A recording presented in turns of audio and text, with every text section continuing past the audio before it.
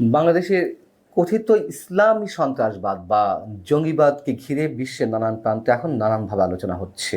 আন্তর্জাতিক বিভিন্ন গণমাধ্যম বিষয়টি খুবই খুবই গুরুত্বের সঙ্গে উঠে আসছে নানান আঙ্গিকে।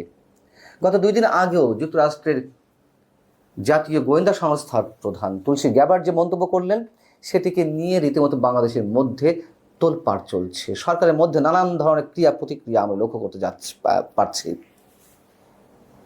এবং ঠিক সেই সময়ে যুক্তরাষ্ট্রের ওয়াশিংটন এক্সামিনারে ভয়ঙ্কর একটি লেখা প্রকাশিত হয়েছে, যে লেখা ইঙ্গিত দিচ্ছে বাংলাদেশ খুব শীঘ্রই আফগানিস্তানে পরিণত হতে যাচ্ছে, এবং যে বিষয়টিকে খুবই গুরুত্বের সঙ্গে বিবেচনা করতে আহ্বান জানানো হয়েছে খোদ যুক্তরাষ্ট্রকে। খুবই ভয়াবহ একটি লেখা। দর্শক, ওয়াশিংটন এক্সামিনার হচ্ছে যুক্তরাষ্ট্রের অন্যতম একটি প্রভাবশালী গণমাধ্যম। সান ফ্রান্সিসকো এক্সামিনার গ্রুপের গণমাধ্যম, একটি ওয়ার্ল্ড র্যাঙ্কিংয়ের 20,000-এর মধ্যে রয়েছে। সারা বিশ্বের লাখো কোটি গণমাধ্যমের মধ্যে 20,000 মধ্যে থাকা কম কথা নয় নিশ্চয়ই। এবং লেখাটি লিখেছেন মাইকেল রুবিন। মাইকেল রুবিন হচ্ছেন, তিনি নিজেও যুক্তরাষ্ট্রের একজন খ্যাতনামা বিশ্লেষক এবং লেখক। তিনি আমেরিকান এন্টারপ্রাইজ ইনস্টিটিউটের সিনিয়র ফেলো, মধ্যপ্রাচ্য এবং সন্ত্রাসবাদ বিষয়ে যার দীর্ঘদিনের কাজ করার অভিজ্ঞতা রয়েছে।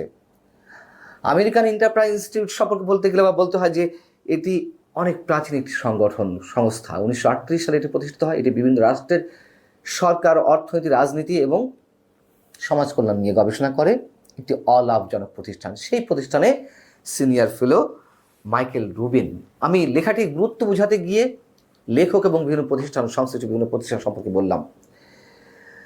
এই লেখাটি আবার আমেরিকান এন্টারপ্রাইজ ইনস্টিটিউটের ওয়েবসাইটেও প্রকাশিত হয়েছে। লেখাটির শিরোনাম হচ্ছে is Bangladesh the next Afghanistan.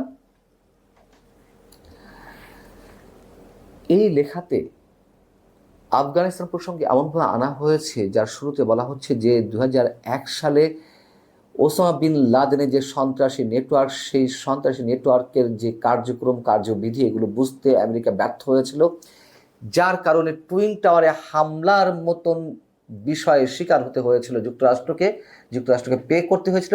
এবং এটিকে কেন্দ্র করে যুক্তরাষ্ট্রের ডেমোক্র্যাট এবং রিপাবলিকানরা একে অপরকে দুষছিলেন। এ বলছেন যে তাদের কারণে এই অবস্থা হয়েছে, ও বলছে এদের কারণে এই অবস্থা হয়েছে। রিপাবলিকান ডেমোক্রেটরা কেউই তারা এর গুরুত্ব বুঝতে পারেনি, সেই কথা এখানে উল্লেখ করা হয়েছে। এবং 2000 সালে একইভাবে আফগানিস্তানে তালেবানদের উত্থানে যুক্তরাষ্ট্রের যে ভ্রান্ত নীতি ছিল, যেমন বিল ক্লিন্টন বিষয়টিকে কোনো গুরুত্বই দেয়নি। তিনি এটিকে আড়াল করতে চাইছিলেন, ইম্পর্টেন্সের বাইরে রেখেছিলেন, যার কারণে যুক্তরাষ্ট্রকে অনেকভাবে পরাজিত হতে হয়েছে আফগানিস্তানের বুকে। সেই বিষয়গুলো বিবেচনায় রেখে তিনি বাংলাদেশ প্রসঙ্গে এনেছেন যে এটিও আফগানিস্তানের রূপ নিতে যাচ্ছে। যুক্তরাষ্ট্রকে এ কারণেই খুবই গুরুত্বের সঙ্গে বিষয়টি বিবেচনায় নিতে হবে এবং প্রয়োজনীয় পদক্ষেপ গ্রহণ করতে হবে। যে কথাটি তুলসী গ্যাবার্ড উল্লেখ করেছেন যে বাংলাদেশে যা কিছু চলছে ইসলামী খিলাফত রাষ্ট্র গঠনের নামে এবং সংখ্যালঘু নির্যাতনকে কেন্দ্র করে, সে বিষয়ে যুক্তরাষ্ট্র উদ্বিগ্ন। এবং এই কথা আমি আরেকটু বলে রাখি দর্শক, যে আমি এটি সবসময় বলি, সবসময় 2007 জানুয়ারি 2024 7 জানুয়ারি নির্বাচনের অনেক আগে থেকেও বলে আসছি, প্রসঙ্গক্রমে এ কথা বারবার বলেছি যে যুক্তরাষ্ট্র হোক, চীন হোক, ভারত হোক, তারা কেউই বাংলাদেশের কোনো ভালো চায় না নিজেদের স্বার্থের বাইরে থেকে। 2024 7 জানুয়ারি নির্বাচনের আগে তারা দাবি তুলেছিল বাংলাদেশে একটি অবাধ, সুষ্ঠু, নিরপেক্ষ নির্বাচনের প্রয়োজন রয়েছে, এবং সেটিকে তারা ক্যাশ করেছিল। কেন? বাংলাদেশের মানুষ সেটা চাইছিল, সেটি অবশ্যম্ভাবী ছিল একটি গণতান্ত্রিক নির্বাচন। যুক্তরাষ্ট্র সেটিকে নিয়ে খেলেছিল। এখন আবার যুক্তরাষ্ট্র এই ইসলামী সন্ত্রাসবাদকে নিয়ে খেলবে। তারা তো খেলবে, আমরা অস্ত্র তুলে দিলে তারা খেলবে না। কিন্তু তারা যখন যেটিকে ক্যাশ করে, সেটির কিন্তু বাস্তবতা অবশ্যই থাকে। এখন কি এই যে ইসলামী সন্ত্রাসবাদের কথা উল্লেখ করা হচ্ছে, এটির কোনো বাস্তবতা আমাদের দেশে নেই? মাইকেল রুবিন যা বলছে সে বিষয়ে যাই। তাহলেই বোঝা যাবে। মাইকেল রুবিন বলছেন যে 2024 সালের আগস্টে শেখ হাসিনাকে পদত্যাগে বাধ্য করার পরে দেশটির পরিস্থিতি ক্রমান্বয়ে আরও জটিল হয়ে উঠছে। তার পতনের পর দেশে ইসলামপন্থী গোষ্ঠীগুলো মাথাচাড়া দিয়ে উঠছে এবং হেফাজতে ইসলামের মতন সংগঠনগুলোর ছত্রছায়ায় কিফায়েতি মজলিস, আল্লাহর দল বা আহলে হাদিস আন্দোলন, এই সংগঠনগুলো এক হয়ে বাংলাদেশের খিলাফত রাষ্ট্র প্রতিষ্ঠার লক্ষ্যে কাজ করে যাচ্ছে এবং তাদের ঘোষণা বাংলাদেশ আফগানিস্তান হবে, আমরা হব তালেবান। এবং এই স্লোগান তো নতুন কিছু নয়, আরও 20-22 বছর আগে থেকে আমরা এই স্লোগান শুনে আসছি, আমরা সবাই তালেবান, বাংলা হবে আফগান। রুবিনের মতে যে বাংলাদেশ আজ আফগানিস্তানের 2000 সালের মতো অবস্থা রয়েছে। তিনি সতর্ক করে বলছেন, যেমনটি আল কায়েদার নেতা Osama bin Laden New York ও ওয়াশিংটনে সন্ত্রাস ছড়াতে পেরেছিলেন কারণ তৎকালীন মার্কিন প্রশাসন এটি প্রতিরোধে ব্যর্থ হয়েছিল, তেমনি বর্তমানে বাংলাদেশের পরিস্থিতির দিকে যুক্তরাষ্ট্রের নজর না থাকলে এটি সন্ত্রাসের একটি নতুন কেন্দ্রে পরিণত হবে।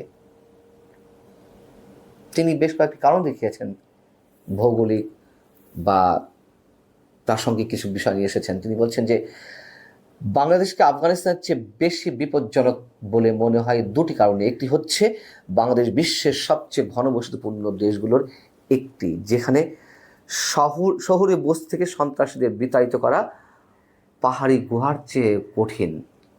আর আফগানিস্তান স্থল বেষ্টিত হলেও বাংলাদেশের সমুদ্র পথ দিয়ে এখানে প্রবেশ করা, বিভিন্ন জঙ্গি গোষ্ঠীর সদস্যদের প্রবেশ করা খুবই সহজ।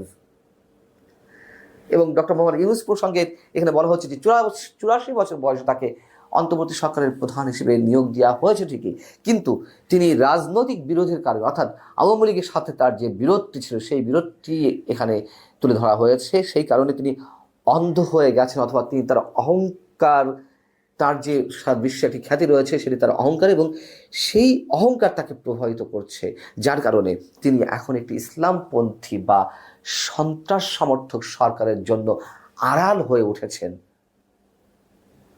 অনেকে মনে করছেন যে ডক্টর মোহাম্মদ ইউনূস তো এরকম না, বিশ্বে তার খ্যাতি রয়েছে, কিন্তু না, তিনি মাইকেল রবিন খুবই যুক্তিসঙ্গতভাবে বলছেন, একদিকে তার সারা বিশ্বে তার খ্যাতি, এই যে তার অহংকার, এবং সেইটি এই যে সন্ত্রাসবাদী সংগঠনগুলি সরকার পরিচালনা করছে, অনেকের অভিযোগ, বা সরকারের কর্তৃত্ব প্রতিষ্ঠা করেছে, সেটির ঢাল হিসেবে তিনি কাজ করছেন। ঢাল মানে বিশ্ববাসীর সামনে যে না, আমি তো আছি এখানে। আরেকটি হচ্ছে আওয়ামী লীগের সঙ্গে তার যে বিরোধিতা, সেটির জন্য তিনি তাদেরকে আশ্রয় প্রশ্রয় দিচ্ছেন। এবং তিনি বলছেন যে দেশের বৃহত্তম ইসলামপন্থী দল জামাতে ইসলামী, যার পাকিস্তানি শাখা, সে দেশে অন্যতম কট্টরপন্থী দল। বাংলাদেশে এই জামাত ইসলাম দ্রুত নিয়ন্ত্রণ প্রতিষ্ঠা করতে চায়। আরও কিছু উদাহরণ নিয়ে আসা হয়েছে, আরও কয়েকটি জঙ্গি সংগঠনের কথা ওখানে উল্লেখ করা হয়েছে। লেখা হচ্ছে যে বাংলাদেশকে বিভিন্ন সন্ত্রাসী গোষ্ঠীর জন্য নিরাপদ আশ্রয় রূপান্তরিত করা হচ্ছে। এর মধ্যে অনেক গোষ্ঠী আল কায়েদার তুলনাও উগ্র। উদাহরণ হিসেবে তিনি বলছেন, হরকাতুল জিহাদ আল ইসলামী বাংলাদেশ পাকিস্তান সমর্থিত লস্করে তয়েবার সঙ্গে একটি জোরদার সম্পর্ক গড়ে তুলেছে, যে লস্করে তয়েবা 2008 সালে মুম্বাই অ্যাটাকের সঙ্গে জড়িত।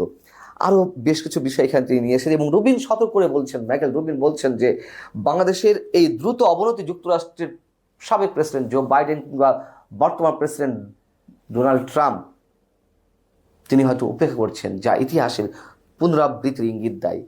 এবং তিনি জোর দিয়ে বলছেন যে এই পরিস্থিতি আরও ভয়াবহ হওয়ার আগে আন্তর্জাতিক সম্প্রদায়ের পদক্ষেপ নিতে হবে। এবং যে কথাগুলো দুদিন আগে তুলসী গ্যাবার্ডের বক্তব্য উঠে এসেছে, যে যুক্তরাষ্ট্র এসব বিষয়ে উদ্বিগ্ন এবং বাংলাদেশের অন্তর্বর্তী সরকারের সঙ্গে তারা কাজ করা শুরু করেছে বা আলোচনা শুরু করেছে। আমরা মাইকেল রবিনের সঙ্গে তুলসী গ্যাবার্ডের বক্তব্য কতখানি মেলাতে পারবো কি পারবো না, সেটা আমরা নিজেরাই বুঝতে পারছি। এবং মাইকেল রবিনের এই বক্তব্যে কোনো অতিরঞ্জিত কিছু থাকতেও পারে, কিন্তু একেবারেই কি বানোয়াট ভিত্তিহীন আমরা যা দেখছি আমাদের পারিপার্শ্বিকতায় বর্তমানে সামগ্রিক দৃষ্টিকোণ থেকে বিবেচনা করলে আমরা কি লেখাটি একেবারে উড়িয়ে দিতে পারি?